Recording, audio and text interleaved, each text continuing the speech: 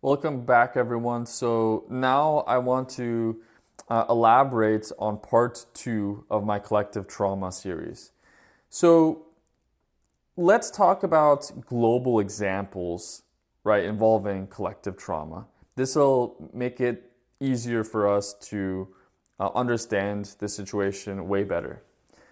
So when you think about collective trauma, right, on a global scale, you want to think about something, a phenomenon that just affects at least millions of lives, not thousands, millions. At least this is my definition. This is my perspective of it, and it could range easily into the billions as well, depending on what the collective trauma is about. The first one I won't get into today, but I'll tell you what it is because some people may not consider this to be collective trauma, but it is something that could trigger it, and that's the Epstein files. They came out on November 2018, and they were leaked basically by the Miami Herald. However, they didn't hit the mainstream public until 2019. So keep that in mind. And yes, that was during Trump's first term in office, which is a really important point that I'll expand on when we cover that episode. But anyway, so let's talk about other examples of global instances of collective trauma. So COVID-19, right? Do you remember that pandemic? Of course you do. It wasn't that long ago. So that was a really concrete example of this. It affected billions of people worldwide, and a lot of people experienced feelings of illness. They were worried about death, right? Some were really paranoid about it. A lot of people experienced isolation during the shutdowns, the lockdowns. There was economic instability in the form of, layoffs, people who were working just for many hours to keep up with the high cost of living because there was hyperinflation. There was, people losing their jobs, their businesses. It affected them in many ways economically. And think about the people who lost their loved ones. Maybe they lost their partner, their child, their grandparent, their spouse, their neighbor, or anyone else that they know personally, like a colleague, a coworker, whatever. And, of course, it was a time when some professions were affected greatly, right? Some of them experienced extreme burnout, like our dear healthcare workers. Think about the nurses, the doctors, the surgeons, the med techs, the aides, the assistants. Was tough. And maybe equally importantly, or maybe more importantly, I'm not sure, it just violated, it destroyed, I could say, the childhood of our youth. And, it really affected a lot of young people's formative years.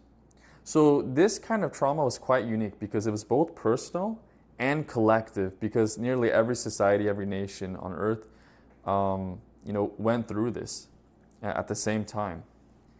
And whether you like to hear this or not, the George Floyd protests that took place in 2020, a year later, they're actually a good concrete example of collective trauma. I know some people won't feel like they were traumatized by this, but it did have a profound effect on, people of all races. So, issues like racism, policing, and inequality were just the main themes of that collective trauma for the people who were affected by it. In this case, mostly the black communities, but other racial communities as well. And 2 years after that, there was collective trauma in the form of war. So the previous issue was about race more. And this one's a little bit more about war. So when Russia invaded Ukraine, for Ukrainians, this involved mass displacement. So they were fleeing their towns, villages, cities for other ones. And in some cases, they had to just leave the country altogether.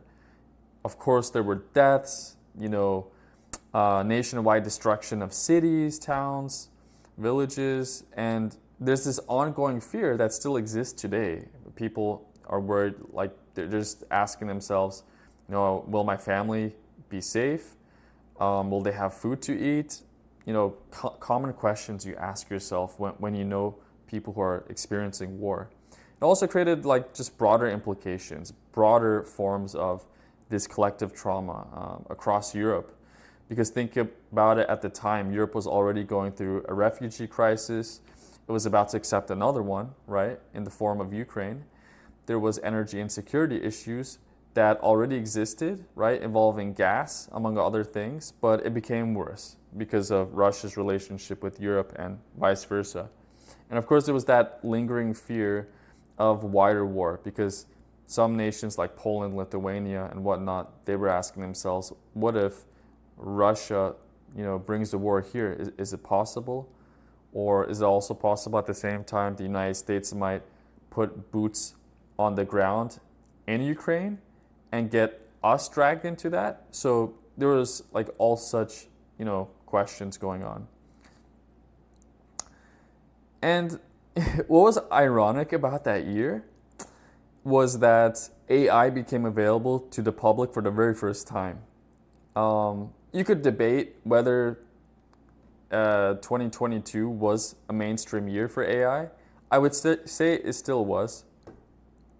Others might disagree. They might think the year after, but it was, from as far as I could recall. And that was just thanks to the success of ChatGPT. And a year after the Russian invasion of Ukraine, you had the October 7th attacks that took place on Israel. And this led to the Gaza genocide. And so this one was a crazy one, really controversial, really sad, really tragic, really just chaotic, because you had attacks, you had a hostage crisis, you had subsequent genocide, right? And all this, combined created profound trauma for Israelis and Palestinians. Got these two nationalities. And then, though, there was this just political ripple or bubble that just spread across the borders into religious society. So think about Jews, Muslims, and even Christians, because they're closely related to these groups in terms of beliefs and values. And it also affected ethnic communities, like the Arabs, because they share a language with the Palestinians.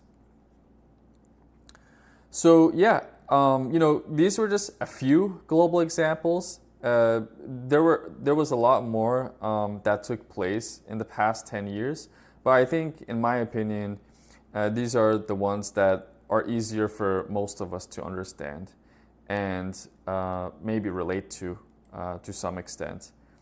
And there are ones that are on our minds today. It's kind of difficult to forget about them. So I'll see you guys in the next one, and we'll wrap it up, this whole collective trauma series in that third and final episode. Please like, share, and subscribe.